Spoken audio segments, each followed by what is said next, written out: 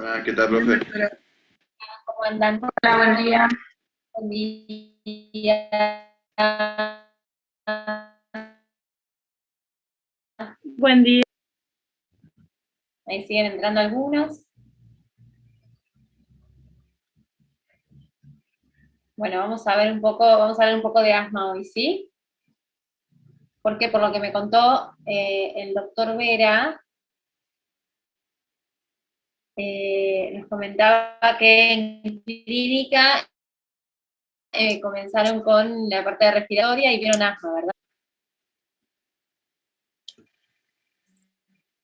Sí, así es, Sí, profe. nada más. Sí, profe, ¿verdad? Bien, perfecto.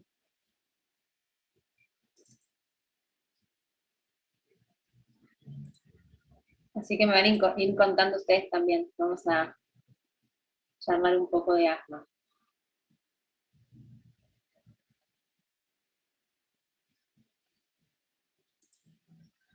A ver si me veo.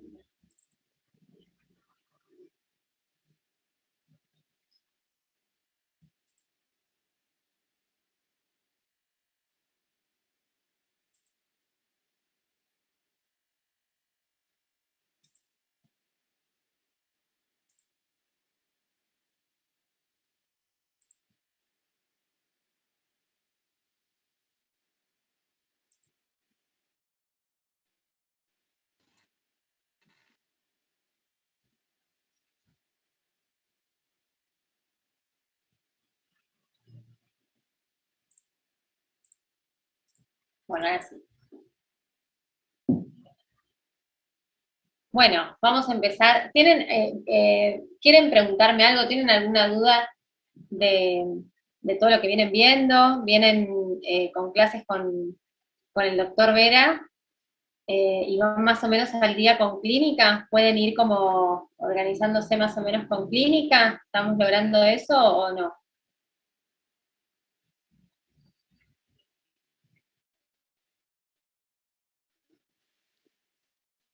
Pasa que con terapéutica arrancamos un poquito después, así que estamos como, vamos yendo así juntos, pero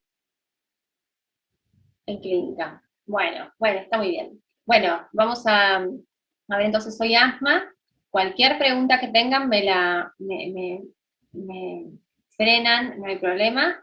Y, y si no, seguimos adelante. Y bueno, cualquier duda que se les presente con lo de clínica también me van parando. Vamos a compartir entonces. Y lo que tengo que hacer es.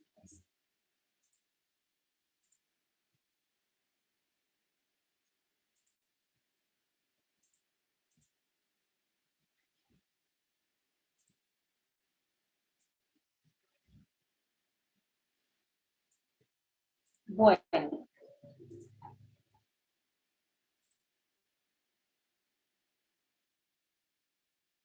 entonces, vamos a ver un poco de lo que es la farmacología del aparato respiratorio, principalmente hoy lo que es la terapéutica, ¿sí? Respecto de la patología bronquial que es el asma. Yo no me presenté porque estuve con ustedes en la clase en la cual estuvimos charlando con el doctor Saúl también. Yo soy la doctora Castro, para los que no estuvieron en esa clase. Soy médica especialista en tocoginecología, soy médica especialista en nutrición y en diabetología, en toda la parte eh, de la terapéutica y todo lo que tenga que ver con enfermedades metabólicas. Vamos a estar ahí compartiendo las clases, que es lo que más me gusta de toda la terapéutica. Así que vamos a compartir las clases principalmente de todo lo que son las patologías metabólicas. Eh, para los que no me conocían, porque no sé si estuvieron todos en esa clase. Bien, entonces vamos a hablar un poco de lo que son de lo que es el asma, sí, y después nos vamos a detener también en los fármacos antiasmáticos y en los broncodilatadores, como para hacer un repaso rápido, sí, de la patología. Sabemos que el asma se va a caracterizar por la obstrucción, esa obstrucción es generalizada, y se va a dar en todo en las vías respiratorias, ¿sí? Por suerte es una obstrucción que es de tipo reversible y que responde a los fármacos en general, a los fármacos de los cuales vamos a hablar. Se instaura en forma recurrente, y con esto vamos a ver que en la terapéutica, ¿sí? En los últimos estudios que fueron haciendo, esto de instaurarse recurrentemente hace que vayan modificándose o que fueran modificando también las indicaciones y las estrategias terapéuticas, ¿sí? En estadios tempranos del asma, o sea, en asmas leves, en las cuales se las trataba tal vez a demanda y de una manera un poco más, eran esas asmas que quedaban tratadas para siempre por la persona, pero tal vez no controladas. Bueno, en ese tipo de asmas hicieron mucho hincapié, ¿sí? Para evitar cualquier tipo de exacerbación posterior. Y responde, digamos, se produce mediante estímulos, ¿sí?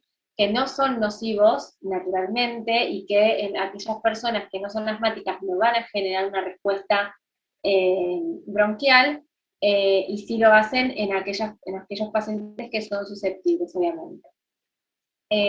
Se trata de una inflamación crónica que se va a producir en las vías respiratorias, ¿sí? A partir de esta situación, en la que van a participar mastocitos, eosinófilos, linfocitos T, y van a terminar produciendo un remodelado de las vías respiratorias, que creo que es una de las consecuencias más importantes que tiene esta patología, en la cual va a haber metaplasia epitelial, hiperplasia de las glándulas mucosas, hiperplasia de la musculatura lisa, a nivel de los bronquios, proliferación de miofibroblastos, va a haber angiogénesis, y todo esto va a terminar en lo que es el engrosamiento de la pared de las vías respiratorias, con una mayor rigidez, va a haber muchísima menor distensibilidad. Por todo esto hay disminución de la luz bronquial, y hay disminución entonces de la posibilidad del ingreso y del egreso de lo que es el aire. Hay también una hiperreactividad que responde a diversos estímulos, por ejemplo el frío, el ejercicio, determinados estados emocionales y determinados alérgenos en diferentes personas. Vamos a ver que dentro de la fisiopatogenia vamos a tener mecanismos inmunológicos, ¿sí? En los cuales, como dije anteriormente, van a participar mastocitos, van a participar macrófagos, linfocitos T helpers y citoquinas. Siempre va a haber un primer contacto con un alergeno en estos pacientes, ¿sí? Que va a generar, todo esto ya ustedes lo saben, lo conversamos, pero va a generar una hipersensibilidad, ¿sí? La cual va a ser justamente mediada por inmunoglobulina E, y esta hipersensibilidad va a generar, o se va a generar una sensibilización frente a un alergeno, ¿sí? Que va a ser procesado y presentado, ¿sí? A los linfocitos T helpers, que van a dar como respuesta la secreción de determinadas interleuquinas que van a actuar sobre receptores específicos, principalmente en los bronquios.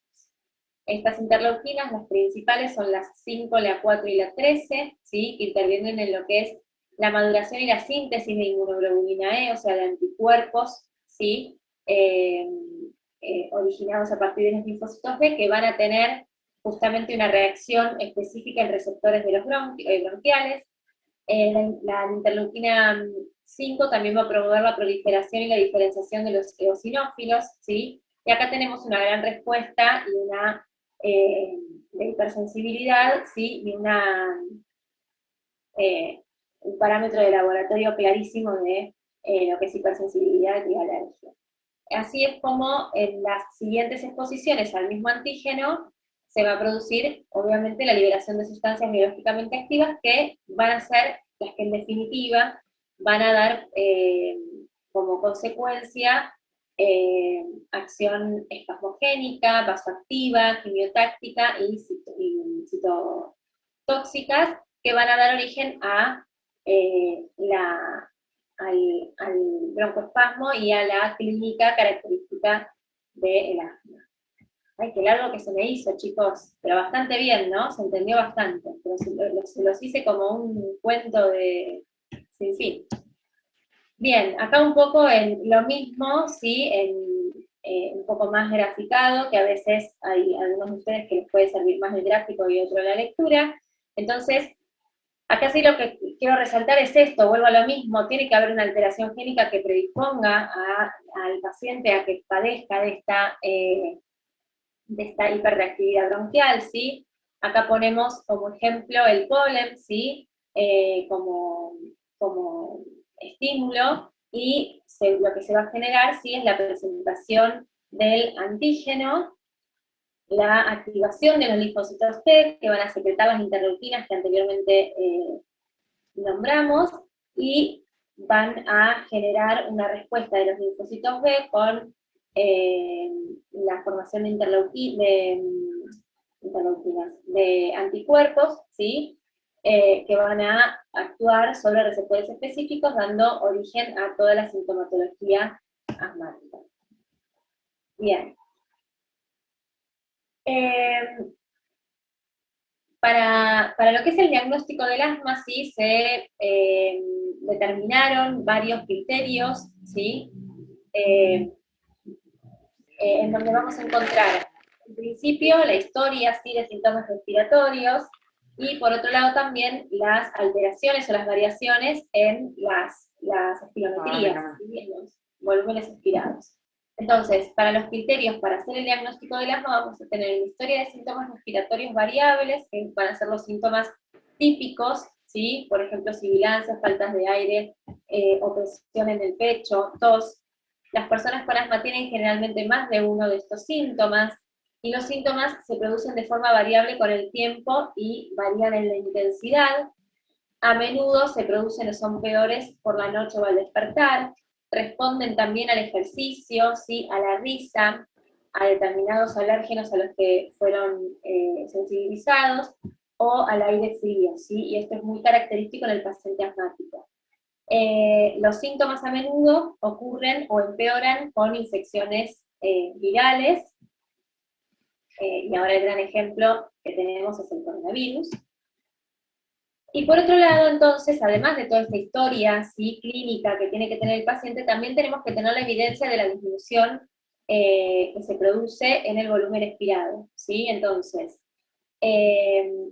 podemos encontrar un cociente, ¿sí? BEC-1, que esté por debajo del límite inferior, ¿sí? De lo normal, perdón por el tipeo ahí, es de lo normal.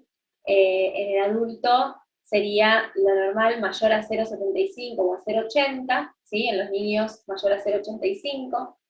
Y también podemos detenernos en lo que es la variación de la función pulmonar, que va a ser mayor que en personas sanas, ¿sí? Entonces va a haber un aumento del BEP-1 frente a la respuesta, por ejemplo, de los broncodilatadores, ¿sí? Entonces va a haber una reversibilidad con broncodilatador en más de 200 mililitros o más del 12% del valor inicial de haber inhalado este broncodilatador, o también lo podemos estudiar, digamos, como un aumento en el volumen mayor a 200 mililitros o mayor a 12% del valor de referencia después de 4 semanas de tratamiento antiinflamatorio, ¿sí? La respuesta frente a estos fármacos también tiene un valor diagnóstico para lo que es el asma, ¿sí? Bien.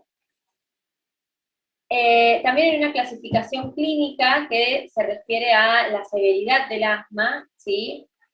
Hoy continúa vigente esta clasificación, que es la que conocemos como asma intermitente leve, persistente moderado, persistente grave, pero también se está tendiendo a modificar, ¿sí? Esta clasificación en lo que es el asma no controlada, ¿sí? O el asma controlada, y aquella que tiene asma acompañada con factores de riesgo, ¿sí? Bien, entonces, ¿en qué nos basamos para decir que un paciente presenta asma intermitente o asma leve, moderado o grave? Bueno, vamos a basarnos en los síntomas diurnos y nocturnos de este paciente, ¿sí? Sintomatológicamente, y por supuesto en la función pulmonar de este paciente. El paciente con asma intermitente leve es aquel paciente que tiene menos de un día a la semana algún tipo de sintomatología y menos de 2 veces al mes de sintomatología nocturna. Aquel que presenta asma persistente leve, ¿sí? Ya no es el intermitente, sino que es el que más de un día a la semana presenta algún episodio de broncoespasmo, pero no lo hace reiteradamente todos los días, y sí tiene más de 2 veces al mes algún episodio nocturno.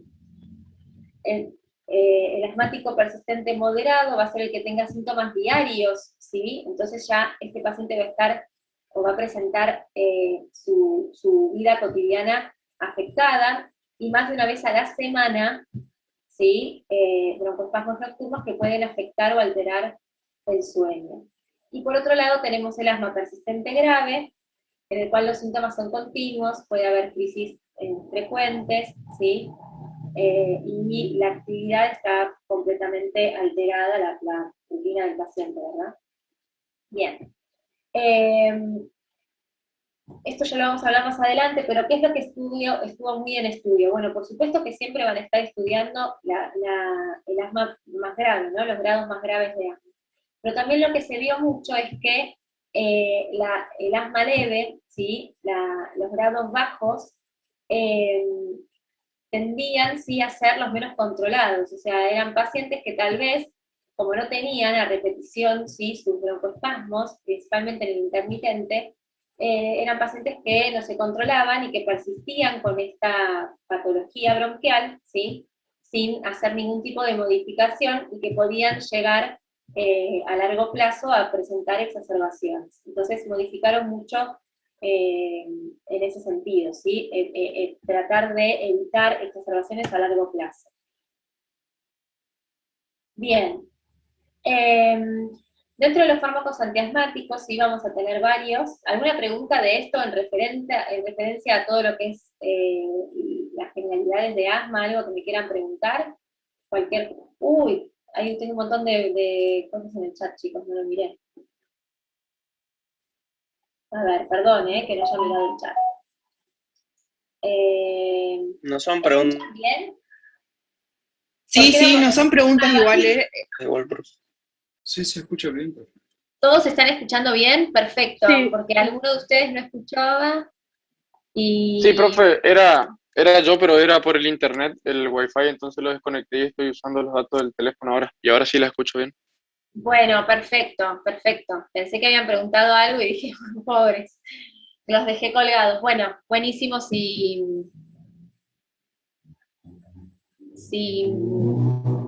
escuchaste. Bueno, entonces, dentro de los fármacos antiasmáticos, sí, vamos a tener los broncodilatadores, entonces vamos a tener los estimulantes de los receptores beta-2 adrenérgicos, los anticolinérgicos, como el cloruro y el tiotropio. Vamos a tener modificadores de la respuesta inflamatoria, que van a ser los corticoides como fármaco de elección, y los moduladores de leucotrienos. Vamos a tener los inhibidores de la liberación de mediadores inflamatorios, vamos a tener los antagonistas de los mediadores inflamatorios, y vamos a también hablar sobre los agentes biológicos modificadores de la respuesta inmunológica, ¿sí? Que son tal vez uno de los más, o fueron los más innovadores. Bien. Entonces, ahí está. Entonces, dentro de los fármacos adrenérgicos, vamos a conocer si a los beta-2 adrenoreceptores. Estos son muy abundantes en el músculo liso de las vías respiratorias de pequeño y de mediano calibre. Son receptores que se asocian a proteína G, es decir, van a tener una acción de adenilciclasa con elevación del AMP cíclico intracelular, y entonces lo que se va a generar es la activación de proteínas dependientes de AMP cíclico, ¿sí? Con la consecuente fosforilación de la cadena ligera de miosina. De esta forma, cuando está fosforilada, ¿sí? Esta enzima va a estar inactiva.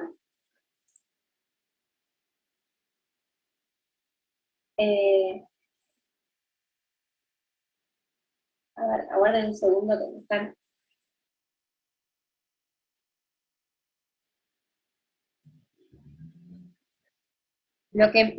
¿Están todos renombrados y tienen su nombre y su comisión, chicos? Por favor, todos pongan su nombre y su comisión en el nombre. Por favor, que me piden eso para que todos puedan, supongo por ¿Solo la- nombre y comisión o el DNI también, doctora? A ver, Porque en el SIGEU salió que había que poner DNI. esperen que salgo un segundo entonces de esto. Por lo que vi es nombre y comisión, pero vamos a asegurarnos de esto. Ya hablaron por el asunto del DNI y dijeron que no es necesario. No, Nombre y dice, por comisión. favor, claro, hay que renombrarse y colocar el nombre y la comisión, chicos, nada más que eso me dicen. Lo dicen en el chat igual, a ver si es para todos, así que lo van a leer ahí en el chat.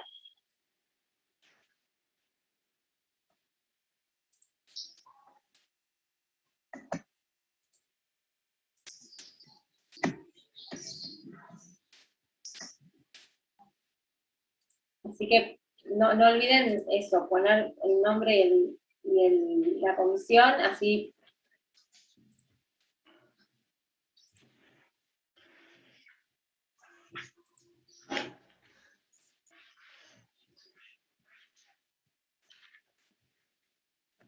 Profe, ahí está hablando de los beta 2 de acción larga o los de acción corta. ¿Cómo? Ahí está hablando de los beta 2 de acción larga o de acción corta. Vamos a hablar en general primero, y ahora los caracterizamos a cada uno diferente.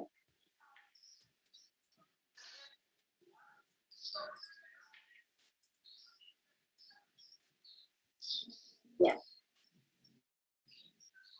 Bueno, seguimos.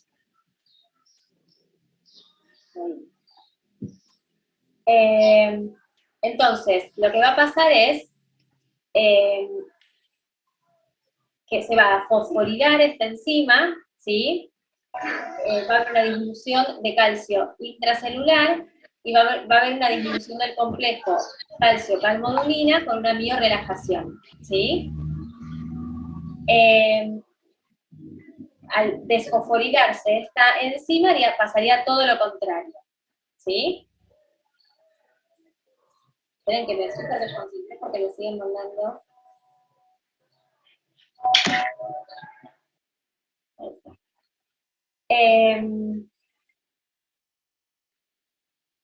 Un segundo, chicos,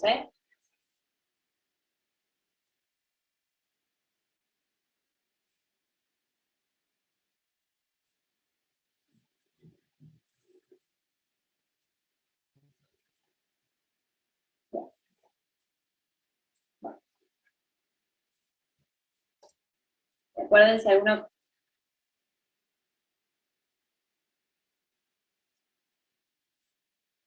Me salen cartelitos todo el tiempo de la sala de espera.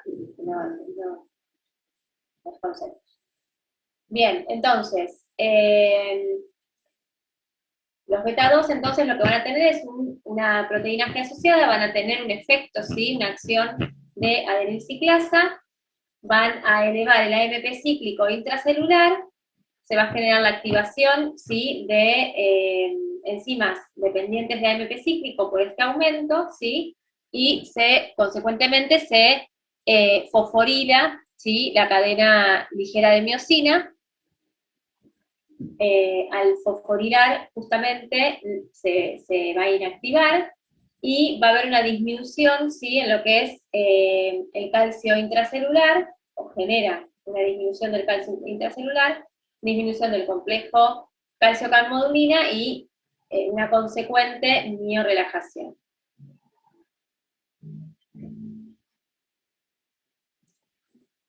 Ahí.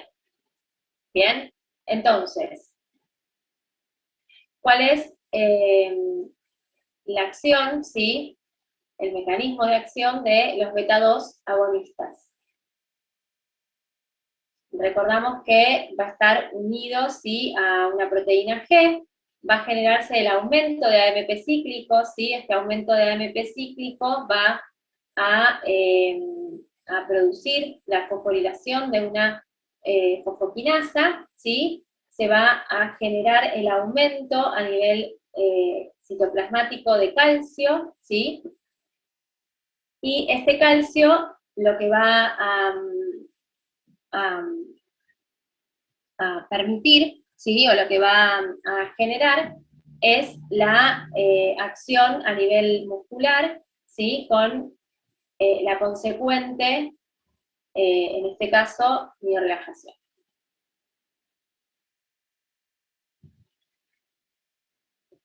Bien.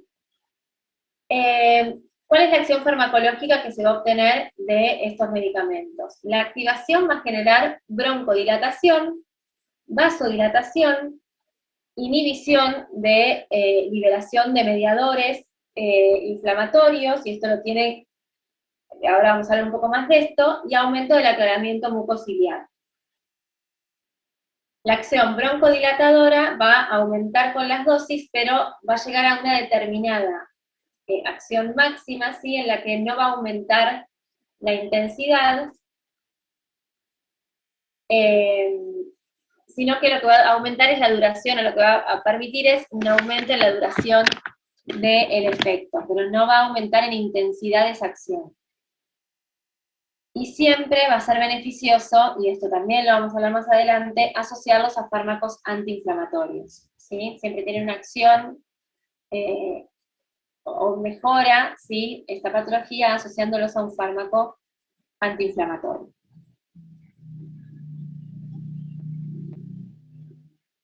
Por lo general son fármacos que se administran de manera por vía inhalatoria, ¿sí? Es lógico pensando en la zona que tiene que actuar. Entonces vamos a ver que en un 10%, o sea, ¿cuál es la biodisponibilidad? ¿Sí? Con la inhalación, un 10% va a llegar a las vías respiratorias, a los pulmones, ¿sí? También va a haber una absorción, pero en un 90% de esa fracción de medicamento va a ser deglutida, ¿sí? Por eso también va a tener un primer paso hepático que va a dar como consecuencia un metabolito inactivo, ¿sí?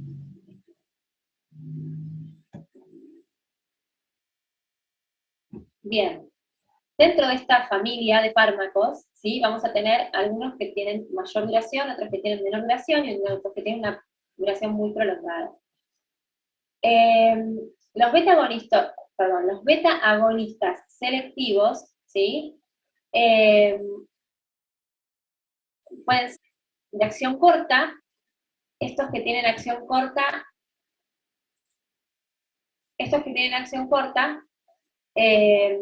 van a ser los que tienen una duración de acción entre 4 y 8 horas, ¿sí? Vamos a conocer dentro de este grupo el salbutamol, que es la droga, digamos, el medicamento patrón, el fenoterol, ¿sí? Y la terbinaftalina, y se utiliza mucho en lo que son las crisis asmáticas, ¿sí? Tienen una acción rápida y corta. Los beta-agonistas selectivos, inhalados, de larga duración, son aquellos que se utilizan o se pueden utilizar por lo menos 2 veces al día, tienen 12 horas de duración, perdón, se me trabó, tienen 12 horas aproximadamente de duración, son el salmeterol y el formoterol. Se utiliza principalmente en lo que es el asma nocturno, ¿sí? Y en los broncoespasmos en pacientes con EPOC también son muy utilizados. Y los beta-2 agonistas, altamente selectivos de duración ultra larga, son los que duran hasta más de 24 horas.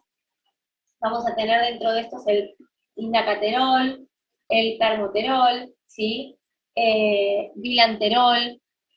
Todos estos están contraindicados como monoterapia, ¿sí? Sí o sí siempre deben acompañarse de un corticoide al ser utilizados.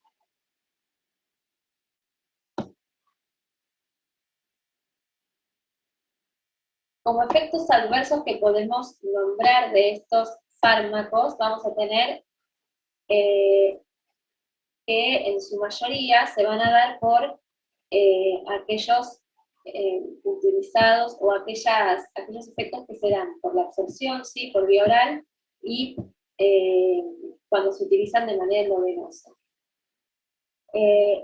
Por un efecto beta 2 puede existir lo que es el temblor fino de las extremidades.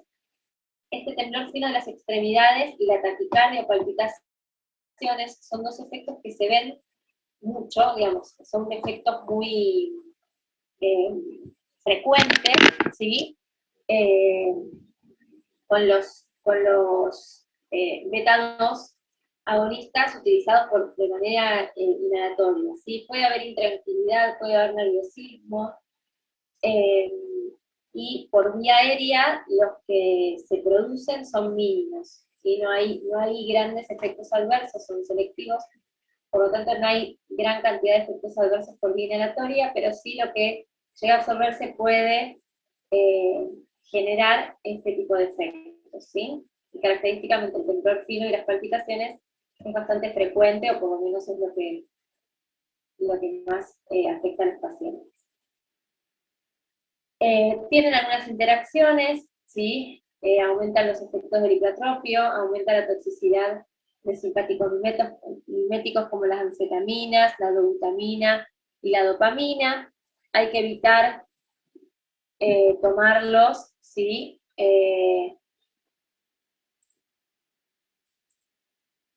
Hay que evitar darlos, indicarlos en el mismo momento tal vez, o en horarios en los que se comparta con cafeína y demás.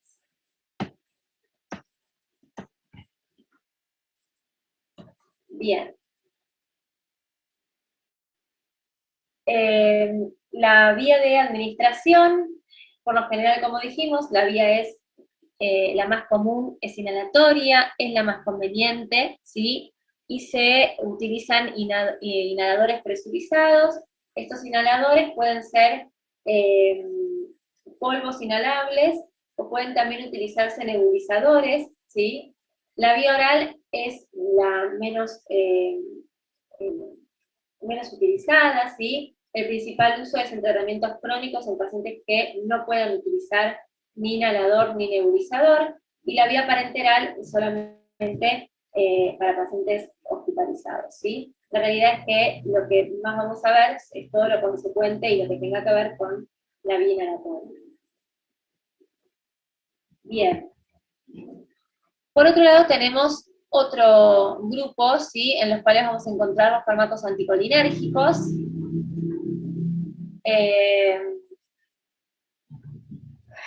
Para conocer esto vamos a hablar mínimamente de las generalidades de lo que es la inervación y demás de la vía bronquial. Pongan, chicos, todos, recuerden poner por favor ya, porque caen a cada rato, si no lo de la sala de espera, recuerden poner por favor nombre y comisión, así ya lo pueden estar en la clase.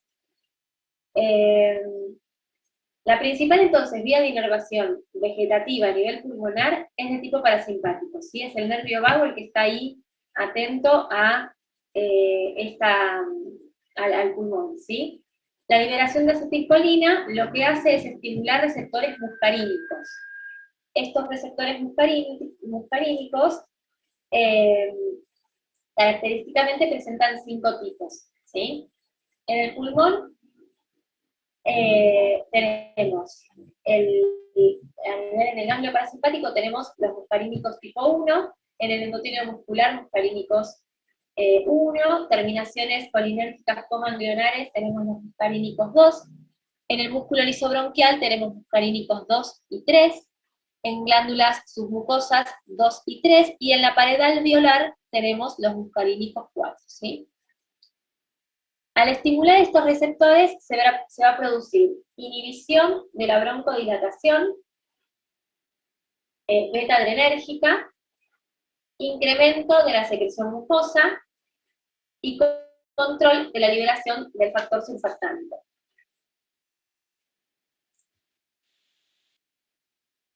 Fijémonos, M1, M2, M3, porque son los que principalmente vamos a tener bronquios bien agudos. Entonces, ¿cuál es la acción del M1? Facilita la transmisión simpática y aumenta la secreción. Al nivel de la pared alveolar no se conoce si la presencia o la acción. Los muscarínicos 2, ¿sí? ¿En dónde van a estar? En el músculo liso bronquial. Entonces, son autorreceptores que inhiben la liberación de acetilcolina. Los muscarínicos 2, presten atención, inhiben la liberación de acetilcolina, que sería lo que estaría generando, ¿sí?, la acción. Y los muscarínicos 3 van a generar broncoconstricción y aumentan la secreción de factor surfactante, ¿sí?, a nivel alveolar. Bueno, acá un poco más de lo mismo, ¿sí?, la acción de los receptores muscarínicos con la acción de la acetilcolina.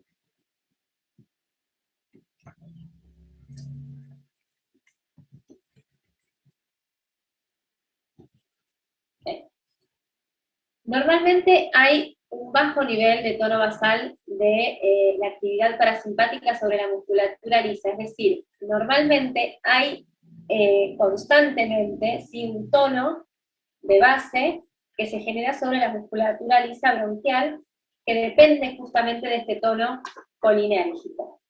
La actividad aumenta a través de reflejos vagales frente a estimulantes que activan receptores irritantes. Entonces, ahí es donde aumentará el tono normalmente, pero si la persona padece asma, se produce una hiperexcitabilidad, se produce esto exageradamente. ¿Bien? Es por esto que son más útiles los anticolinérgicos, o se utilizan mucho en el EPOC, ¿sí? ¿Por qué? Porque en esta actividad el tono colinérgico es mayor que en el asmático. Entonces, beneficiaría en ese sentido. Y por otra parte, en el asma se produce reacción inflamatoria, frente a la cual los anticolinérgicos no presentarían una acción per se, ¿no? Se pueden acompañar de fármacos antiinflamatorios, está muy bien, pero sí, por esto es que son mejores o tienen más acción sobre los pacientes EPOC. Bien. Dentro de los anticolinérgicos vamos a tener los derivados de la atropina, el bromuro de hipratropio, ¿sí? Los derivados de la atropina, bueno, se utilizan por vía inhalatoria, el bromuro de hipratropio, ¿sí?, que genera un bloqueo de forma no selectiva de todos los receptores muscarínicos. Entonces inicia la acción a los 30 minutos aproximadamente, tiene un efecto máximo a las 2 horas y una duración de 6 horas aproximadamente en hipratropio. Profe, Por otro lado tenemos el tiotropio, ¿sí? Es la primera línea del tratamiento en el EPOC. Esto es en cualquier nivel de gravedad. Tiene un perfil de selectividad funcional que es predominante sobre los receptores M1 y M3. Entonces, al no actuar sobre los receptores muscarínicos 2, no inhiben la secreción de acetilcolina a nivel de la presinapsis, ¿sí?, que es justamente la acción inhibitoria que tienen los muscarínicos 2. Tiene mayor duración del efecto, que puede ser hasta 24 horas, ¿sí? Y se ha estudiado mucho esta droga,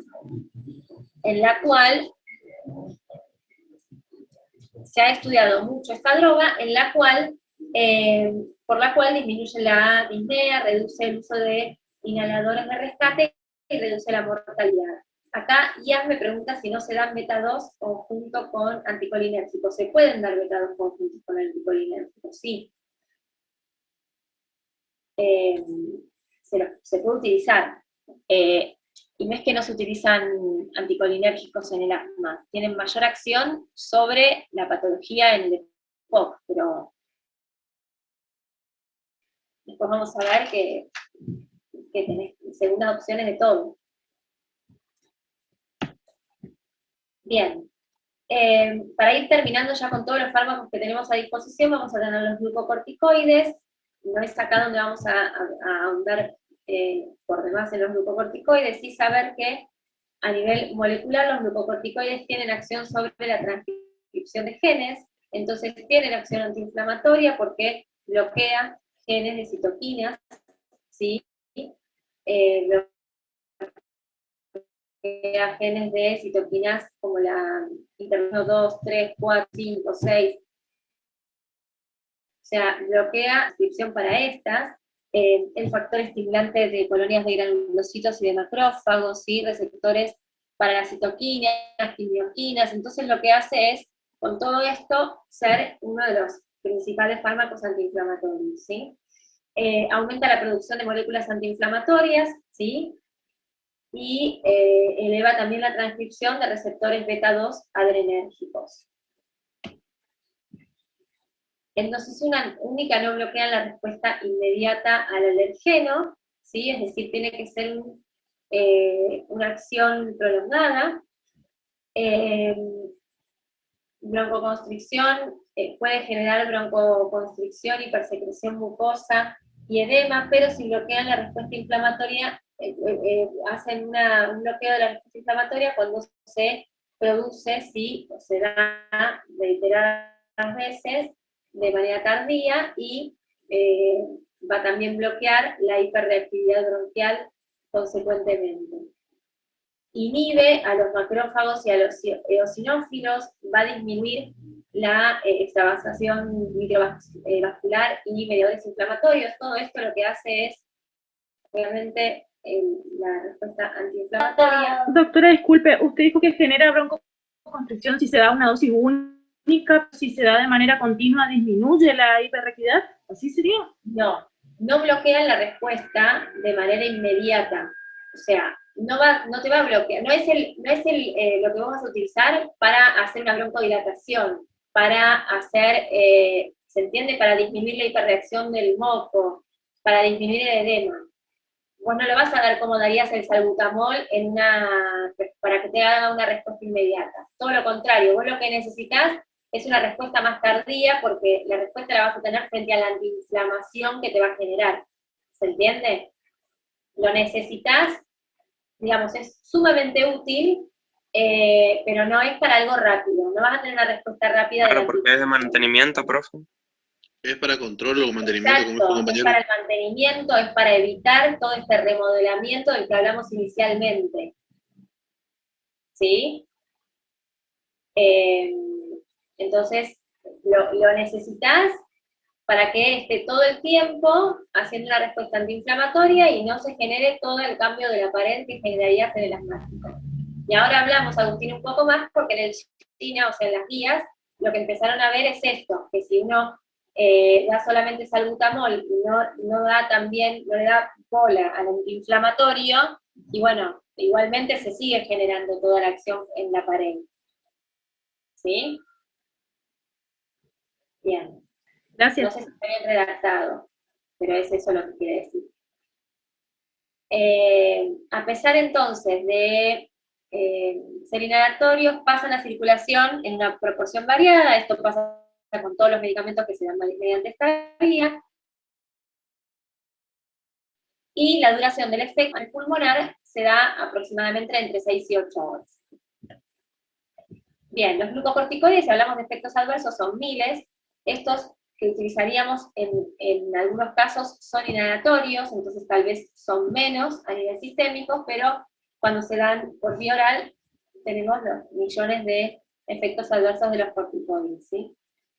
Los corticoides inhalados van a generar reacciones adversas leves, principalmente van a ser reacciones que se dan en la boca, ¿sí? En la orofaringe, y tienen más que ver con lo que queda, ¿sí? Como de resabio en la boca y en la orofaringe. Por esto es que en los niños se hace mucho, y el adulto también debería hacerlo. Luego de la colocación debería haber un lavado, ¿no? Una higiene bucal como para evitarlo.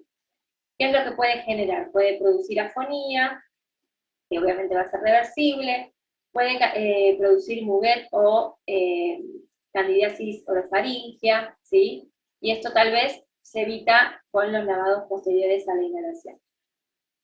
Por vía oral van a producir, o poder producir, todos los efectos adversos secundarios efectos adversos característicos, ¿sí?, de lo que es la vía sistémica. Puede haber supresión de secreción endógena por inhibición, tanto de CRH como de ACTH, puede llevar a un síndrome de Cushing, a un hipercortisolismo, puede haber una mayor incidencia de infecciones fúngicas virales, bueno, una mayor incidencia de infecciones. La imagen era de lo que caracteriza al síndrome de Cushing, pero todo esto de manera separada puede ir dándose también por los corticoides, ¿sí? Y dentro de las contraindicaciones, que sí tal vez es importante tener en cuenta, vamos a tener, que son contraindicaciones no todas absolutas, la úlcera péptica, la insuficiencia cardíaca congestiva, la hipertensión arterial, la diabetes, la osteoporosis, el glaucoma, la tuberculosis, el herpes simple oftálmico y la psicosis. Porque digo que no son todas contraindicaciones absolutas, ¿no? Yo no sé si pondría contraindicaciones, lo que sí pondría es prestar atención en estas patologías. Cuando yo doy un corticoide en un paciente diabético, tengo que prestar atención en que la glucemia a ese paciente le va a subir, es indudable, entonces tengo que resguardarme también con la terapéutica de su diabetes, digamos, no darlo sin saber a qué paciente se lo doy, ¿sí? Por eso no sé si pondría contraindicaciones, sí, prestar atención o atención en estos pacientes, ¿sí? Que va a haber un mayor volumen, en donde va a aumentar la presión, en donde va a aumentar la glucemia, ¿sí? Y todo esto puede generar, obviamente, consecuencias.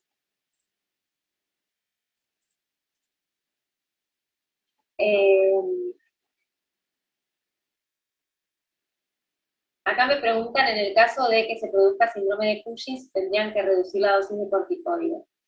En ese caso, lo que hay que ver es en qué situación está el paciente, ¿sí? Para que se produzca un síndrome de Cushing, en respuesta a los corticoides, tiene que ser un paciente que tenga un asma ya más avanzada y más grave, no avanzada, más grave, que requiera de corticoides orales, ¿sí? Entonces, y una dosis que permita que tenga este factor adverso, que lo puede tener, y que hay un montón de pacientes que no controlan su asma y que los hay muchos. Pero hay que ver también el riesgo-beneficio e ir midiendo, ¿sí? Nunca cortar los corticoides, obviamente, por un síndrome de Cushing, pero sí tal vez bajar la dosis y evaluar alguna otra posibilidad, ¿sí? Sin dosis tan elevadas de corticoides. Profe, en ese Sí. caso del Cushing, ahí cuando ya tiene corticoides sistémicos es porque está bastante avanzado el asma, ahí es cuando tendríamos que usar el omalizumab, tipo para reemplazar. Y digamos, es lo que se podría hacer, sería una opción. El tema es ver en qué situación está el paciente, en todo sentido lo digo, ¿no? Porque son medicamentos, el acceso a esos medicamentos tampoco es tan fácil, entonces, frente a un síndrome de Cushing, no tenés muchas alternativas. ¿Vas a bajar la dosis de corticoides? Sí, seguramente vas a bajar gradualmente la dosis de corticoides. El tema es que el hombre su asma lo tiene y algo tenés que hacer. Entonces recurrís a la terapéutica más sofisticada que tengas de la patología. Y sí, serían esos momentos. Doctora, ¿se podría dar, bajando la dosis de corticoide, se puede dar otro medicamento de control como el antileucotrieno, más salmeterol? Sí, vas a empezar a buscar en la terapéutica todo lo que puedas para reducir lo máximo que tengas que reducir los corticoides. Y sí, ahora vamos a ver cuáles son los esquemas, pero tenés que, digamos, del síndrome de Cushing lo tenés que sacar, pero también tenés que evitar el asma. Entonces vas a requerir esquemas que no son tan habituales como los que utilizás en el paciente asmático. Gracias, doc. De nada. Lucas me pregunta, ¿cuáles son las diferencias entre los de rescate? ¿Son los que se usan para las crisis? Claro. la medicación es lo que hablábamos recién con lo que preguntaba Agustina. El corticoide por sí solo no es una droga de rescate, porque no va a sacarlo del momento del broncoespasmo, sino que a largo plazo lo va a beneficiar en su patología. La droga de rescate o la droga que podría utilizarse rápidamente, conjuntamente muchas veces con los corticoides, son los broncodilatadores que tengan una acción rápida, ¿sí? Por eso el salbutamol para esto es medio mágico, porque uno es como que lo inhala y rápidamente tiene su acción, es corta la acción, pero rápidamente lo saca de ese broncoespasmo. No significa que lo saque del broncoespasmo y que luego vuelva a tenerlo, ¿sí? Pero es la droga de elección para la acción rápida y para que en ese momento salga o lo rescate, digamos, de esa situación, ¿sí? Sí, profesora. Ahora, eso que usted dijo me hizo preguntarme otra cosa. Si, Ay, esperen que no escuchan, esperen, ¿eh? si el broncodilatador A ver si sí. se utiliza exclusivamente para rescate, ¿por qué después, para un mantenimiento más fuerte, se lo asocia con glucocorticoides, cuando el asma ya es avanzado? Vos me preguntás en el asma avanzado, perdón que no escuché la primera parte, el broncodilatador, Jun- ¿por qué el broncodilatador lo usás con corticoides? Exacto, sí, solo se utilizaría en el método de rescate nada más, porque en los casos avanzados se utilizaría justamente la sumatoria de ambos, solamente para la dosis, ¿o no? Sí. Lo que se vio ahora es que ahora por lo general la monoterapia como que la desestiman, intentan no hacer monoterapia. Y eso tiene que ver con un estudio que hicieron en el que vieron que había muchas más exacerbaciones en los pacientes, en los que habían estado durante muchos años con monoterapia, respecto de los que habían estado con terapia, no voy a decir dual porque no se dice acá terapia dual, pero con los corticoides acompañando a su broncodilatador o su fármaco de acción bronquial, ¿sí? A partir de ahí es que dijeron, no, todos tienen que tener, tienen que acompañarse con corticoides, ¿sí? ¿El corticoide en qué te va a ayudar? En la parte antiinflamatoria, remodelado de la pared, que no es poco, es un montón. O sea, vos con el broncodilatador lo que haces es dilatar, ¿sí? Hay y se vio una respuesta antiinflamatoria del salbutamol, por ejemplo, pero no es la misma respuesta que vas a tener con un corticoide. Entonces vos lo que tenés es que evitar el remodelamiento, lo podríamos llamar como el avance de esta enfermedad, ¿sí? Evitás el remodelamiento, y de esa forma, y por otro lado, también lo rescatás con un broncodilatador. ¿Se entiende cuál es la idea que tuvieron ellos? Sí, profesora, entiendo. Entonces, desde el día 1 se le debe dar un broncodilatador junto con un glucocorticoide para evitar a largo plazo el remodelamiento, cosa que nunca avance el asma directamente, y de hacerlo Claro, que sea de forma mínima. claro, esa es la idea. Sí. Profe, pero ahí no depende del tipo de asma. Va a depender del grado, Depende ¿no, del profe? tipo de asma, pero ahora lo vamos a ver. Antes, en el asma leve, ¿sí? Es cuando iniciaban con corticoides. Y en el asma intermitente, la terapia era a demanda y monoterapia. Ahora, cuando vos veas el cuadro, en lo que cambió es en que ya no hay ningún paso sin corticoides. No hay ningún paso con monoterapia. Tratan de evitar la monoterapia, ¿sí?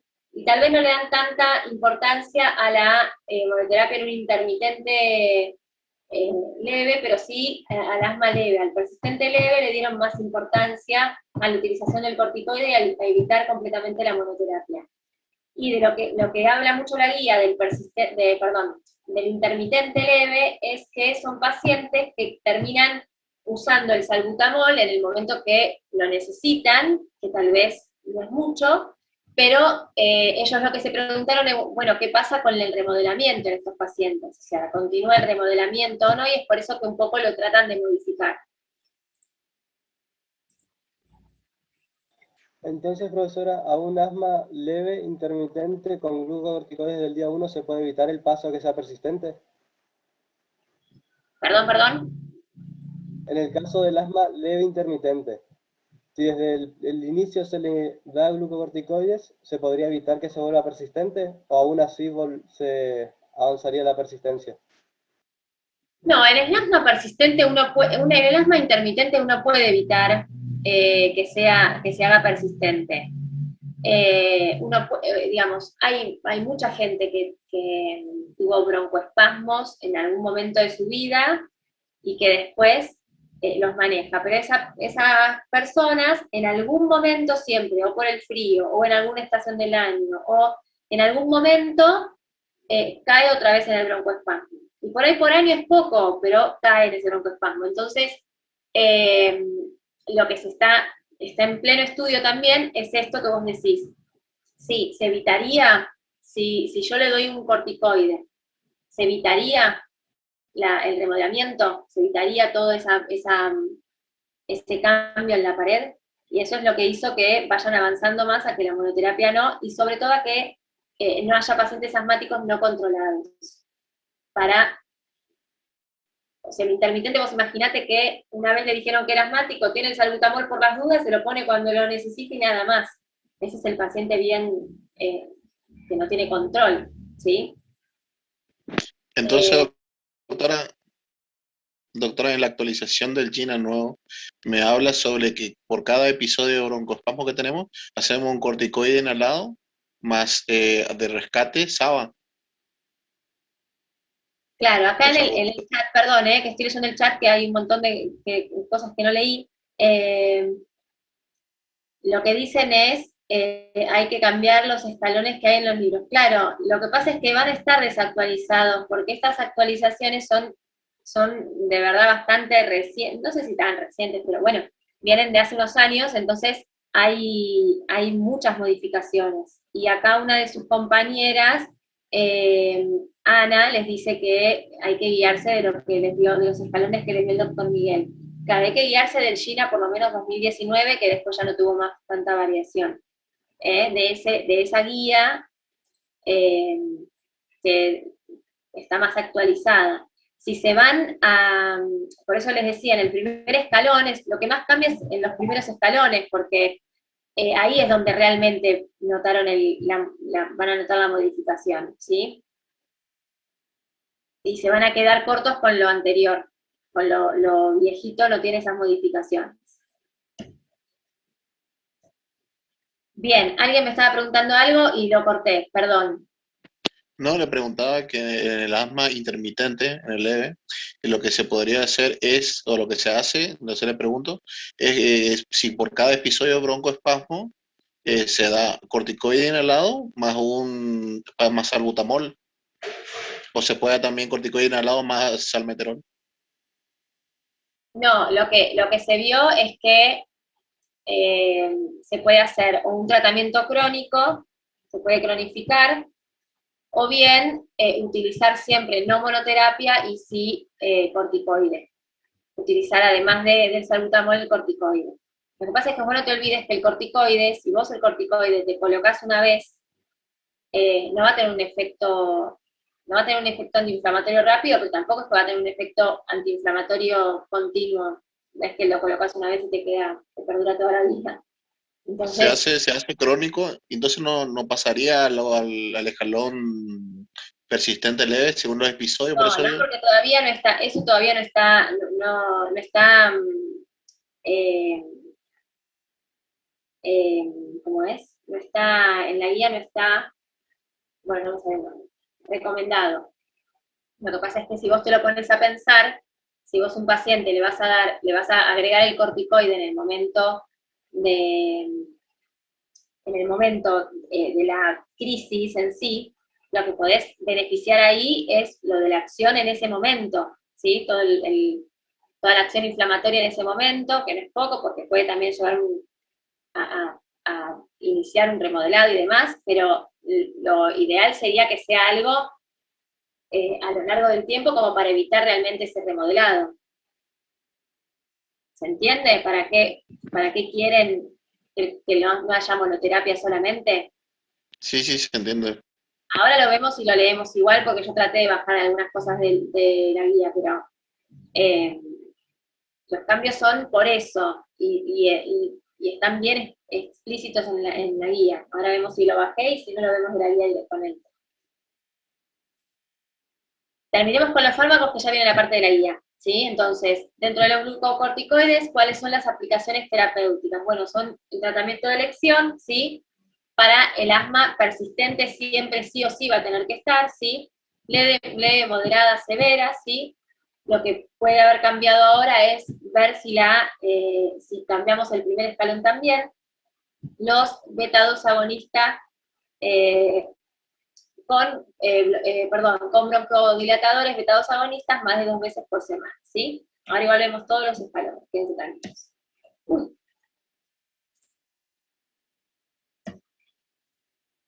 Bien. Interacciones va a tener con un montón, los corticoides es como un mundo, van a tener un montón de interacciones, ¿sí? Van a tener un montón de afecciones en personas con diferentes patologías, entonces vamos a ver que tienen interacciones con la carbamazepina, fenitoína, ¿sí? De estas van a reducir la actividad del corticoide, porque van a inducir el metabolismo del corticoide, entonces hay menos actividad, tanto los ACO como el ketoconazol como el ritonavir van a aumentar la concentración de corticoides porque van a disminuir su metabolismo. Los AINES podrían aumentar obviamente la incidencia de úlcera gástrica, tiazidas y diuréticos. ¿Sí? No cambió el Power, profe. Ay, perdón, no escucho nada, Fabio. No se cambió el Power, profe, ni la plataforma, ni la tele. ¿No se escuchó? Que siguen en contraindicaciones el Power. Se ha cambiado la Ah, no diapositiva. cambió. Esperen que vuelvo. Perdón. Claro, lo cambio yo y ustedes no lo ven.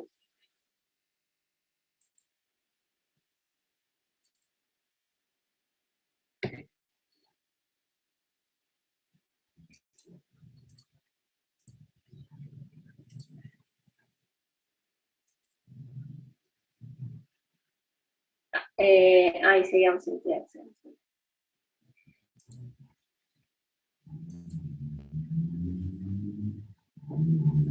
¿Ahí cambia? Ahora sí, doctor. Bien. Con los diuréticos de asa, sí, con los tiazidas, puede aumentar la hipopotasemia, porque pueden incrementar la pérdida, pueden reducir la acción de los hipoglucemiantes orales, y pueden reducir la acción de hipotensores orales. Entonces, en estos pacientes, o en aquellos que estén tomando alguna de estas medicaciones, tenemos que tener precaución y estar atentos. La vía de administración pueden ser múltiples vías, ¿sí? Tenemos la betametasona, que es tópico inyectable oral, hidrocortisona inyectable tópico oral, dexametasona oral tópico inyectable, y la metilprednisolona, que es tópico oral inyectable. El uso tópico inhalatorio exclusivamente es con beclometasona y con budesonida. Bien, los fármacos antileucotriénicos, ¿sí? Esto tiene más que ver con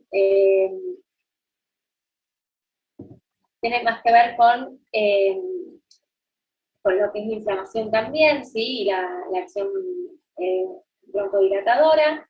Entonces, los leucotrienos se originan a partir de fosfolípidos de membrana plasmática, ¿sí?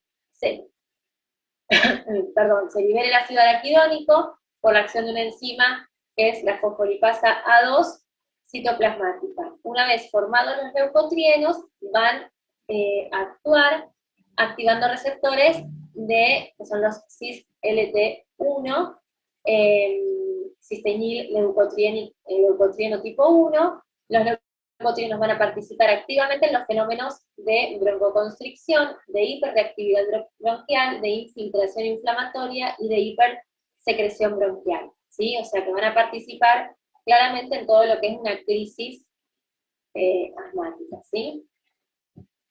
Tenemos el Zafir-Lucas y el Montelukast, que son antagonistas específicos de estos receptores, entonces reducen la hiperactividad bronquial y mejoran la sintomatología del asma, ¿sí? Los principales efectos secundarios son pocos, pero son alteraciones digestivas, mareos, nerviosismo, insomnio, pesadillas, agresividad. Y otras de las familias que tenemos para recordar dentro de los fármacos antiasmáticos van a ser los anticuerpos monoclonales, estos son los más innovadores, reconocen de manera específica mediadores de respuesta inmunológica. Omalizumab es un anticuerpo monoclonal humanizado que está dirigido contra, ¿sí?, las inmunoglobulinas E, que se van a fijar a estas de manera específica, van a reducir la fijación de inmunoglobulina E a los mastocitos y a los basófilos, y por ende van a disminuir la reacción inflamatoria en lo que es una crisis alérgica o una hiperreacción como la que vamos a tener acá. La administración es por vía subcutánea, ¿sí?, dependiendo de las concentraciones de inmunoglobulina E. La vía subcutánea va a presentar una duración un poco más corta, ¿sí? Pero no es que se va a inyectar cada 2 a 4 horas la medicación. El metabolismo es hepático, la eliminación biliar. Dentro de los efectos secundarios puede haber reacción en la zona de inyección, cefalea, ¿sí? Y va a estar contraindicado en pacientes con enfermedades autoinmunes, en insuficiencia renal, hepática, embarazo y lactancia. Bien.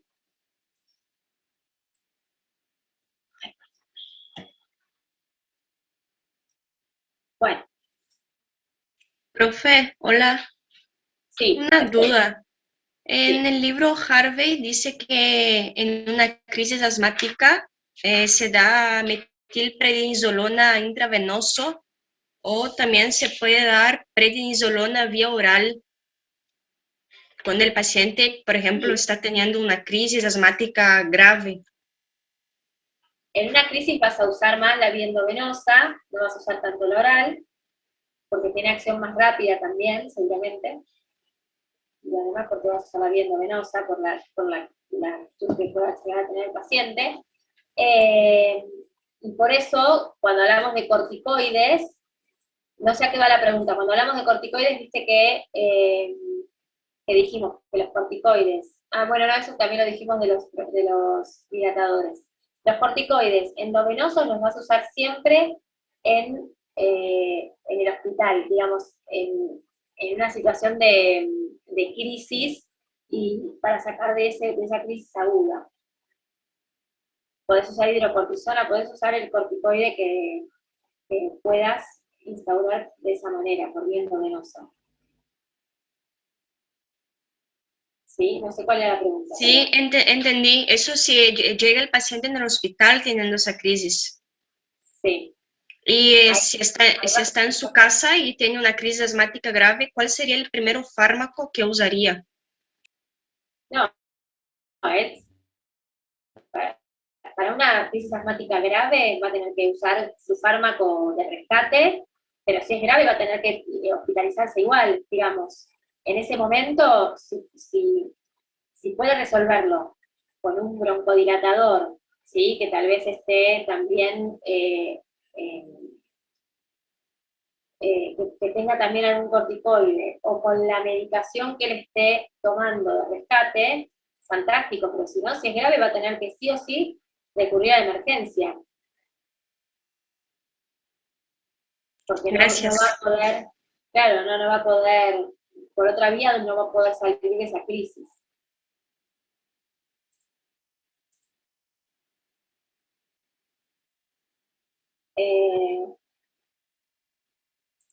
Bien.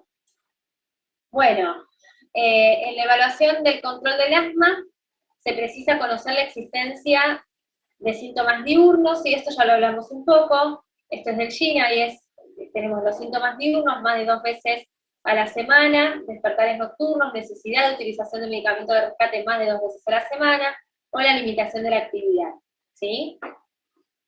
Y respecto a esto, es que vamos a tener los diferentes niveles de gravedad del asma, ¿sí? Pudiendo ser intermitente leve, persistente moderada, persistente grave, y esto es lo que un poco están modificando a lo controlado, no controlado y con factores de riesgo, ¿sí?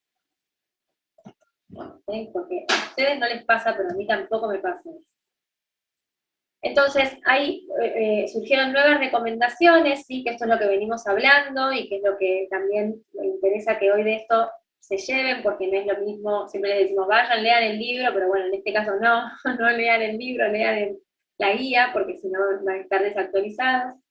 Entonces, las nuevas recomendaciones, teniendo en cuenta la edad, ¿sí? Para adolescentes y adultos, teniendo en cuenta que toman los adolescentes como los niños o los mayores de 12 años, en estos pacientes no se recomienda el tratamiento del asma con SABA solo, ¿sí? No monoterapia, eso es lo principal que dicen, por todo lo que venimos hablando en la clase. Pacientes con síntomas de menos de 2 veces al mes y sin factor de riesgo de exacerbación, ¿sí? Entonces acá ellos lo llaman a esto paso 1, le podemos decir escalón 1, como ustedes prefieran llamarlo según la guía. La terapia preferida es el corticoide inhalado en dosis baja, o sumándole, ¿sí? Sumándole también un broncodilatador, ¿sí? Para el alivio de los síntomas.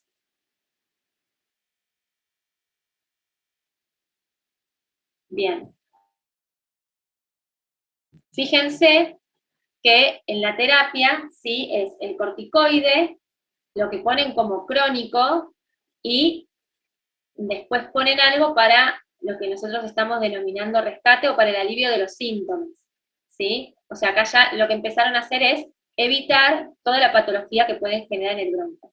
Otras opciones de controlador van a incluir tomar un inhalador con corticoides a baja dosis cada vez que se tome un inhalador beta-2-adrenérgico de acción corta, que son los SABA, ¿sí? Son inhaladores separados o combinados. Es lo mismo, acá lo que tenemos es los corticoides como medio para evitar la progresión, si se quiere, y el broncodilatador característicamente para evitar o para salir de la sintomatología. En pacientes con síntomas de o más o igual a 2 veces al mes, o con factores de riesgo de exacerbación, que sería el segundo escalón, entonces acá la terapia recomendada es el corticoide, ¿sí? Inhalado, en dosis bajas, diariamente con un broncodilatador, según sea necesario, o el inhalador y formoterol de baja dosis, según sea necesario. Y como otras opciones, como segunda opción, dejan también los inhaladores de acción rápida, de acción rápida, ¿sí? Los antagonistas de los receptores de leucotrienos, ¿sí? Pero lo que dejan es el corticoide más un broncodilatador y ya directamente ponen el formoterol como primera línea. Y fíjense que esto también es importante, esto no lo estuvimos hablando, la guía reduce la dosis de corticoides. Antes se iniciaba con dosis altas de corticoides, y ahora lo que hacen es reducir la dosis alta de corticoides, o evitar la dosis alta en momentos tempranos. ¿Y esto por qué? Si nos lo ponemos a pensar, es lógico, porque ellos lo que hacen es mantener un tratamiento más controlado, con un tratamiento antiinflamatorio más controlado, más duradero, ¿sí? Y de esa forma intentan disminuir la cantidad de corticoides que van a tener que usar en grados más severos de asma, ¿sí? Entonces, las dosis altas las dejan directamente para el último escalón, ¿sí? Para el paso 5 o el escalón número 5. En años anteriores se recomendaban dosis intermedias y altas de corticoides en escalones previos.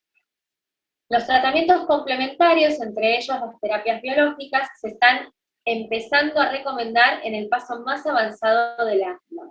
¿Sí? Cuando ya tenemos efectos adversos inclusive de otros fármacos. Cuando los pacientes con tratamiento del paso 4 no tienen, o del escalón 4, no tienen controlados sus síntomas o las exacerbaciones del asma. Bien.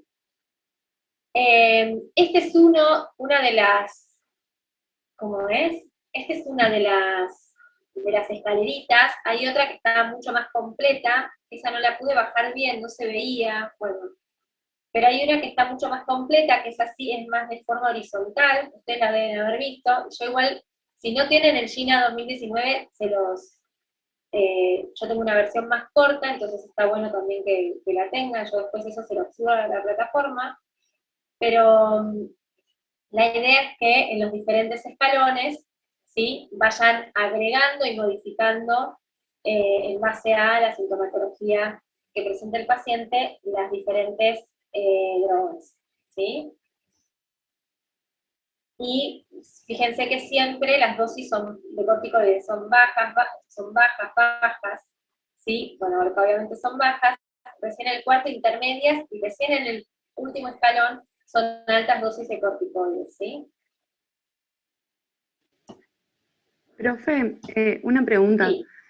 Sí. No sé si puede volver a la diapo anterior, la de Sí. los escalones.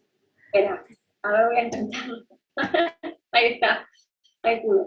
Sí. Bueno, vio que dice en el escalón 1 y 2 que las dosis de los corticoides inhalados y del beta-2 adrenérgico es según se precise. Sí. O según sea necesario. O sea, va a ser a demanda nomás, no va a haber una, digamos, como una pauta diaria, decir, por ejemplo, toma, qué sé yo, cada 12 horas, una cosa así, o solamente cuando tiene los síntomas, digamos. No sé si me entiende. No, la idea es que se entiende perfecto, si es a demanda o si es crónico. La idea es que sea un tratamiento más controlado, que no sea esto de a demanda solamente. Se intenta que sea algo un poco más controlado, principalmente en los primeros escalones. Lo que se indicaría sería, como novedoso, sería las dos cosas juntas, de manera, fíjate como decía en la diapositiva, la terapia preferida es el corticoide inhalado en dosis bajas, que puede ser con formoterol, tomado para el alivio de los síntomas cuando lo utilizo con formoterol. Y el corticoide lo dejan como un tratamiento más controlado, no tan a demanda, sino que el paciente lo utilice controladamente, obviamente por su médico, ¿sí? Y en base al asma que tenga. Si es un paciente que tiene un episodio cada 5 años, no es lo mismo que un paciente que tiene anualmente un episodio o semanalmente, bueno, semanalmente ya me voy a otro escalón, pero ¿se entiende? Entonces, según lo que el médico interprete de esa patología, la idea es que empiece a hacer un tratamiento controlado en aquellos pacientes que tienen asma leve y asma intermitente. Eso es lo que intenta, me parece, modificar la guía. Ay, sí, gracias. ¿Se entiende? Ahí pasaron la guía también en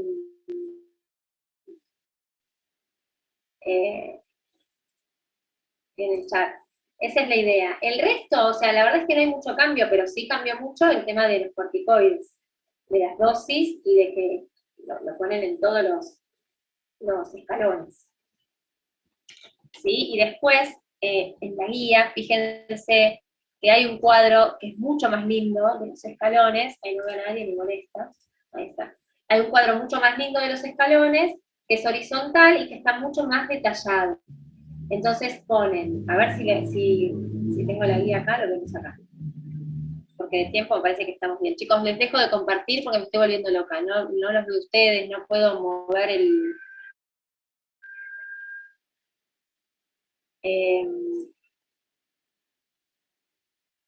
Vamos acá.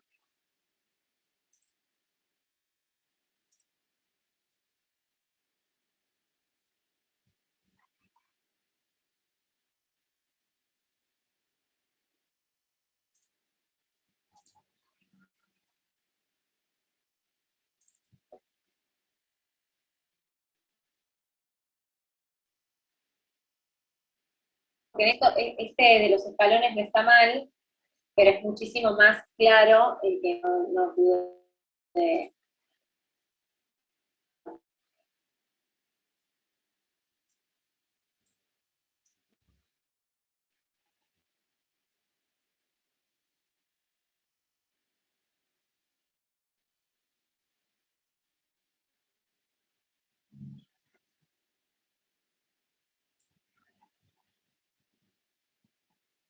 A ver, les comparto un segundo.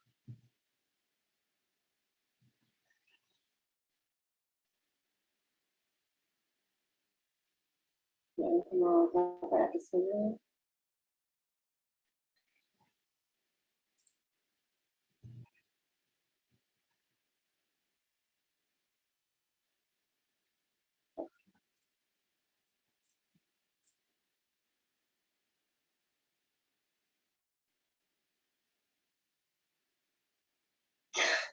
Acá, ay, chicos, soy re lenta con esta. Bueno.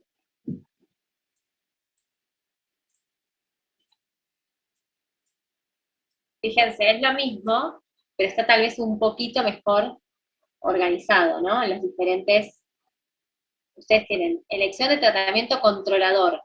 Controlador es justamente para prevenir exacerbaciones y controlar los síntomas. Es para prevenirlos, o sea, para que no lleguen a eso, ¿sí? En el paso 1 tienen los corticoides, ¿sí? El formoterol, conjunto o los corticoides solitos a dosis baja según sea necesario. Y fíjense que en otras opciones quedó el salbutamol, por ejemplo, ¿sí? Quedó lo que antes era el salbutamol a demanda, quedó dentro de otras opciones para el tratamiento controlador, ¿sí? Que pueden ser los corticoides a dosis bajas cuando se toma el salbutamol, ¿sí? O el de acción rápida. En el paso 2, perdón, y el tratamiento preferido de rescate, ¿sí? Es el corticoide, siempre a dosis bajas, y el formoterol, ¿sí? Conjuntamente. Ya la monodroga no va más, en ningún momento hay monodroga, siempre está el corticoide al lado, ¿sí? Pero fíjense que tienen un tratamiento controlador, un tratamiento preventivo, digamos. Y el otro es el tratamiento de rescate, ¿sí? Bueno, y esto es lo mismo que fuimos viendo, ¿sí? En el paso 3, los corticoides inhalados a bajas dosis, ¿sí? Y puede también ahora cambiarse por el formoterol juntamente con el corticoide a bajas dosis. Otras opciones, tenemos los antileucotrienos y seguimos con el formoterol como primera opción para el rescate. ¿Sí? Está tal vez un poco más diagramado, pero está mucho más organizado, me parece, ¿no? Doctora, perdão, não está cerrando este passo 1. Eu não entendi qual a diferença del preferido de elección y de la otra opción, porque los dos se toman cuando es necesario. ¿Así? No. Pero vos cuando ves la letra chica, vieron que acá es todo como letra chica, abajo tenés, es por indicación, ¿sí? Fuera de indicación tenés, esperen que no puedo leer, pero vos tenés, fuera de la indicación, tenés los, a ver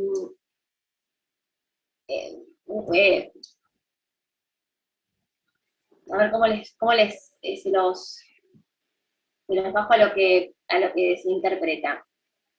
Vos de ese paciente podés tener la posibilidad, ¿sí? De que esté indicado que contemple todo el tiempo un tratamiento, ¿sí? Para un tratamiento preventivo, ¿sí? O un tratamiento controlador, le ponemos acá, para evitar esas exacerbaciones. Antes vos eso no lo tenías en el paso 1, ¿sí? No tenías un tratamiento controlador o un tratamiento para evitar las exacerbaciones. Vos lo que hacías era a demanda evitar o tratar la crisis, ¿sí? Esa es la principal diferencia. Vos antes tratabas la crisis, ahora acá te ponen un tratamiento controlador, un tratamiento preventivo, como quieras llamarlo, ¿sí? Para evitar el remodelamiento, para evitar la progresión, para evitar la afección que se pueda generar en la pared por la inflamación. Vos antes eso no lo tenías. Vos en ese paso antes tenías no requiere, no me acuerdo cómo ponían, pero bueno, no tenías ninguna medicación, ¿sí? Tenías solamente lo que te sacaba de la crisis. No sé quién me preguntó, porque estoy viendo las caras. Fue yo, Carla Fortuna. Pero, porque ahí dice, según sea necesario, ¿eso se refiere a la dosis? O, por ejemplo, hay una crisis, yo tomo X, o sea, el glucocorticoide inhalado y formoterol, los dos. Sí.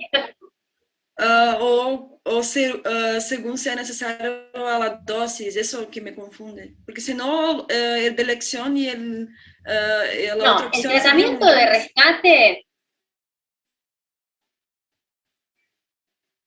El tratamiento de rescate. Acá te tratamiento. ¿No? Para cambiar las palabras. Así que por ahí el corticoide con el formoterol a dosis bajas, el según sea necesario, o sea, en ese sentido es según sea necesario para el paciente, ¿sí?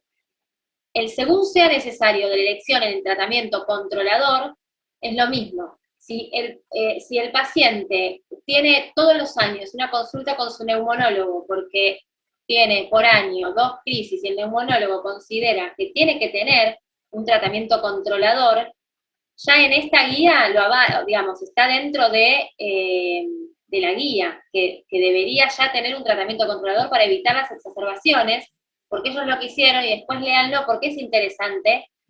Yo sé que tienen 3 millones de cosas para leer, pero es interesante también. Lo que ellos hicieron fue un estudio, y entonces vieron que había pacientes, ¿sí?, que no se controlaban, y que no se controlaban por esto, porque uno le decía al paciente, ¿qué tenés? ¿Sos asmático? Bueno, fantástico. ¿Cuántas veces usaste el budesonide este año? Ni una. Bueno, está bien, pero soy asmático, y tengo mi salbutamol ahí cerquita por las dudas. Diferentes al que va todos los años al neumonólogo porque tiene en algún momento una crisis, ¿sí? Porque es un asmático que tal vez requiera tener crónicamente un tratamiento controlador de esa patología. ¿Se entiende? Después les voy a mandar, hay un cuadro que está perfecto todo lo que van cambiando. Hay un cuadro que viene con el China, no sé, de la prehistoria hasta el más actual. Y entonces vos vas viendo todos los cambios que hicieron en todos los pasos. Bueno, eso es lo notorio de este. Antes ni lo pensabas, antes directamente era el salbutamol a demanda y listo. Y al neumonólogo por ahí ni lo visitaba, porque no era necesario tal vez. Eso es lo principal que cambió. Y otra de las cosas, bueno, es esto, ¿no? El beta-2 agonista de acción corta ya quedó como una segunda opción, ya estamos avanzando con eso también. ¿Sí? Yo, doctora, tenía más o menos la misma duda, o sea, porque en el tratamiento de controlador, o sea, en la primera opción dice un X más un formoterol, pero en el tratamiento de rescate dice lo mismo, o sea, ¿cómo sería? ¿Cómo, Agustina? Perdón, no te entendí, ¿qué me quisiste preguntar? Que en el tratamiento controlador, dice, en el paso 1, la primera opción sería un X con un formoterol, ¿no? Y en el tratamiento de rescate, el de rescate nomás sería un X más un formoterol. ¿Cómo sería? Sí. O estoy entendiendo mal, no sé. Yo creo No, que es el lo mismo. tratamiento de control es para que se controle solo el paciente, o sea, no va a acudir a la urgencia. Y el de rescate va a estar en urgencia. Pero el de rescate tiene el PAF. El de rescate, chicos, el tratamiento de rescate se refiere al tratamiento cuando el paciente tiene una crisis asmática. Cuando el paciente tiene un broncoespasmo, en ese momento lo que tiene que utilizar es eso. Está bien, vos me decís, y es lo mismo. Y sí, bueno, es lo mismo. Ellos lo que interpretan es que la elección de rescate ahora es esa. Y como controlador, o como controlador, como preventivo, si se quiere, para esas exacerbaciones, es lo mismo, va a tener lo mismo. La única diferencia es que se lo va a inhalar en el momento de su crisis. Pero no hay ya entiendo lo que me dicen, es lo mismo, son los mismos fármacos. Eso es lo que me decís vos, Agustina, es exactamente Claro, a lo eso me mismo. refiero. Claro, sí, es verdad, pero es así. Antes lo que ellos tenían era como tratamiento de rescate el salbutamol, o sea, la acción rápida. Pero lo que están viendo ahora es que la acción necesaria del formoterol les sirve y tienen buena reacción frente al formoterol en las crisis. Por eso lo modifican. Pero antes lo que vos tenías era, en el paso, como tratamiento controlador, tenías un tratamiento en el cual ahí sí tal vez ya agregabas el corticoide y demás, pero abajo, en donde te decía rescate, vos tenías el de acción rápida. Ahora muchos deben tener ese igual, Agustina, digamos. Esta es una guía que está recomendando cosas, pero el salbutamol como rescate no se lo niegues nunca a nadie porque es excelente, ¿se entiende? Digamos, la verdad es que es de acción rápida, pero vos fíjate que también en el rescate te meten el corticoide, antes no estaba el corticoide en el rescate. O sea, ellos ahora le están dando una importancia enorme a la inflamación que se genera, inclusive en la crisis.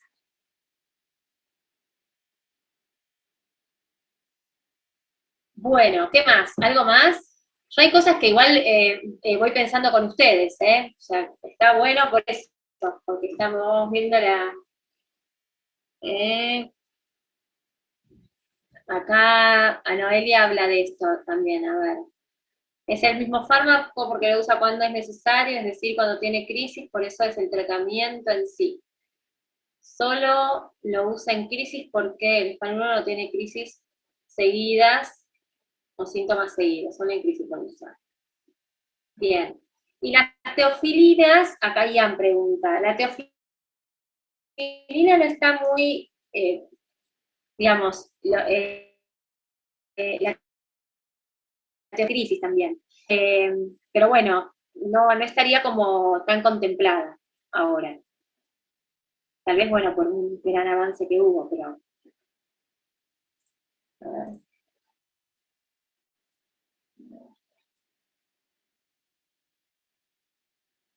Andresa me pregunta, en el asma inducida por el ejercicio, si sería solo el salbutamol antes de la actividad física. Sí, en realidad no hay ningún cambio sobre eso. Yo creo que igual alguna modificación va a haber porque, digamos, lo que se produce es lo mismo. Hay también una inflamación y entonces el corticoide siempre mejoraría también en ese tipo de pacientes. Pero lo que se utiliza por lo general es acción corta, rápida. Y lo que me preguntan ahí si el tratamiento del asma en nuestro país es gratis, por lo que yo tengo entendido, no. No es gratuito. Pero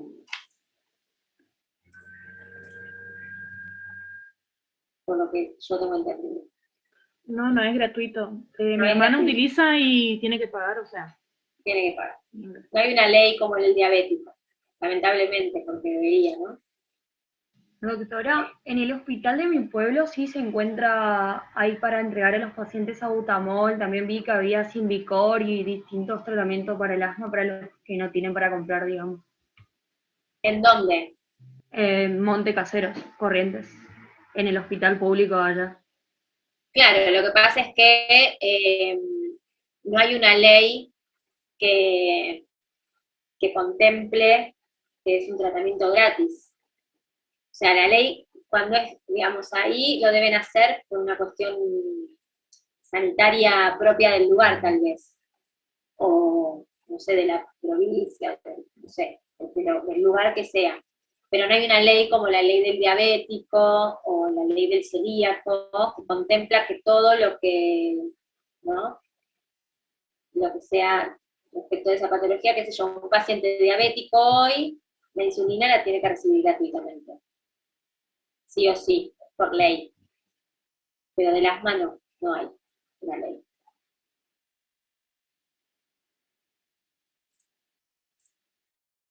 Igual que bien Montecaseros.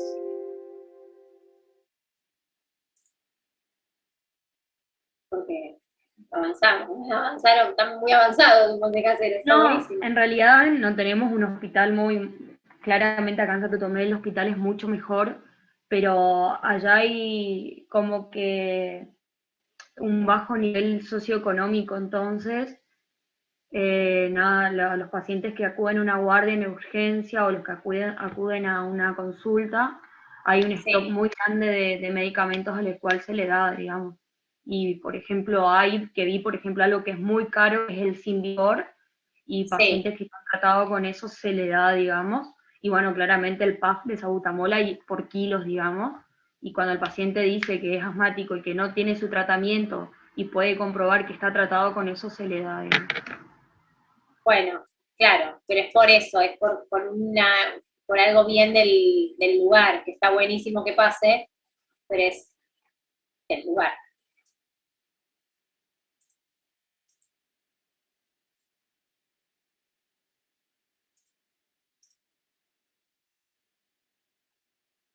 Bien. Bueno, acá me preguntan si en menores de 12 años es el mismo tratamiento. No es el mismo exacto que el del adulto, pero también tuvieron cambios en los pacientes pediátricos. Pero no es exactamente el mismo tratamiento que en el adulto, en el pediátrico. Y principalmente también porque en el paciente pediátrico piensen que hay una parte fisiológica. A ver, tiene broncoespasmos, los niños tienen broncoespasmos de la infancia, de la niñez, que después no terminan siendo pacientes asmáticos. Entonces también es lógico que el tratamiento no sea igual al del adulto, porque fisiológicamente después madura y ya no corre con esos broncoespasmos.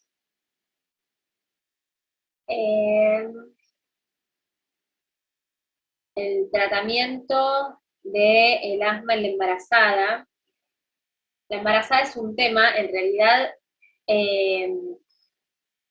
no estaría contraindicado la utilización de los broncodilatadores, pero hay que ver qué grado de asma tiene esa paciente, porque hay medicaciones que sí, que no pueden ser utilizadas, y muchas veces lo que puede pasar es que se tiene que cambiar el esquema, ¿sí?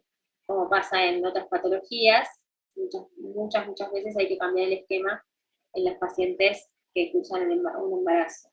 Pero si es necesario, se terminan por dar, se terminan utilizando. El tema es el tiempo que lo tenga que usar. Una cosa es que sea una embarazada con un asma persistente leve o un asma intermitente, con algo leve que pueda controlar, y otra cosa es una embarazada con un asma grave. Ahí es más complicado.